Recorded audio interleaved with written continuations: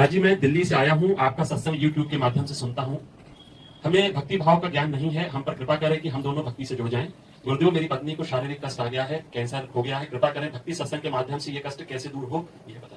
हम कैंसर की तो दवा नहीं जानते, पर जन्म जन्मांतर के कैंसर को मिटाने की डॉक्टर यहाँ होती है। जो पुनरपि जननम पुनरपि मरणम पुनरपि जननी जठरे शयनम, इसकी यहाँ दवा। अलग अलग डिपार्टमेंट है, ये भवरोग की अचूक औषधि का औषधालय है।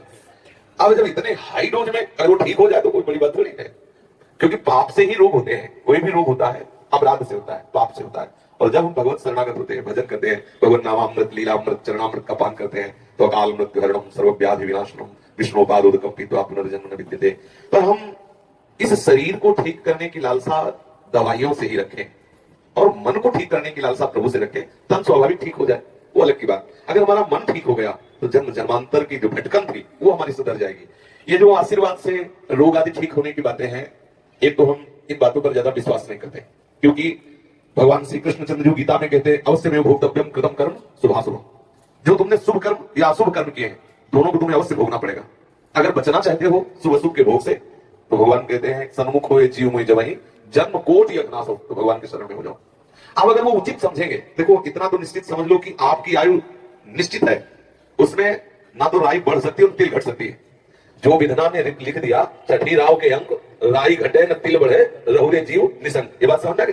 अब हमें इस विचार पे जाना है कि ये रोग बढ़े या घटे, हमें इस पर दृष्टि नहीं, इस रोग का प्रभाव मेरे मन पे ना पड़े और मैं आनंदित रहूं, क्योंकि मरना तो निश्चित है। वो अगर आपको बुधवार के दिन मरना है तो अमरौती खा लो, अमृत पी लो, तो बुधवार के दिन तुम मर जाओगे। और अगर नहीं मरना है तो हमें डॉक्टर ने कहा था 5 वर्ष में मर जाओगे, 15 साल हो गए तुम्हारे सामने बैठे। अब डॉक्टर है कि नहीं वो पता नहीं, लेकिन हम आपके सामने बैठे। तो हालत थी ऐसी हालत थी, ऐसी किडनी की थी।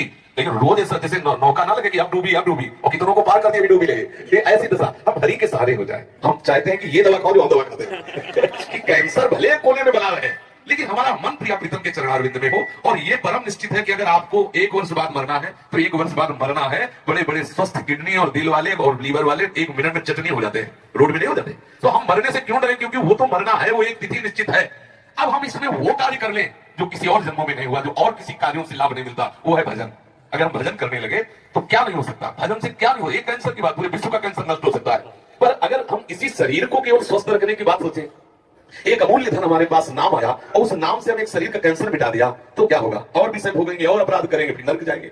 हम मन का कैंसर क्यों न ठीक कर ले, मन हमारा भजन में उन्मत्त हो जाए, जन्म जन्म की बिगड़ी बात बन गई। इस पर हम ज्यादा जोर देते हैं। और क्या है, वो छूछा वाली बात तो हमें आती है नहीं कि ले भस्म जाओ लगाओ और बात बन जाएगी, ऐसी बनने वाली है नहीं हमारी समझ में। क्योंकि अवश्य में भोक्तव्यम कृतम कर्म शुभाशुभम, यदि शरण में हो जाओ और भजन करने लगो तो ये जरूर विश्वास है कि रोग भले खत्म ना हो, लेकिन रोग का अनुभव नहीं होने देंगे ठाकुर जी। और अगला तुम्हें ऐसा जन्म भी देंगे कि बढ़िया से जन्म देंगे और खूब सुंदर भजन करते हुए भगवत प्राप्ति हो जाएगी। तो ये जो साधक होता है वो परिणाम की तरफ दृष्टि रखता है, जो विषयी होता है वो तत्काल पर वर्तमान पर दृष्टि रखता है कि आज रोग नष्ट हो या कल किसने देखा। साधक सोचता है आज रोग बना रहे।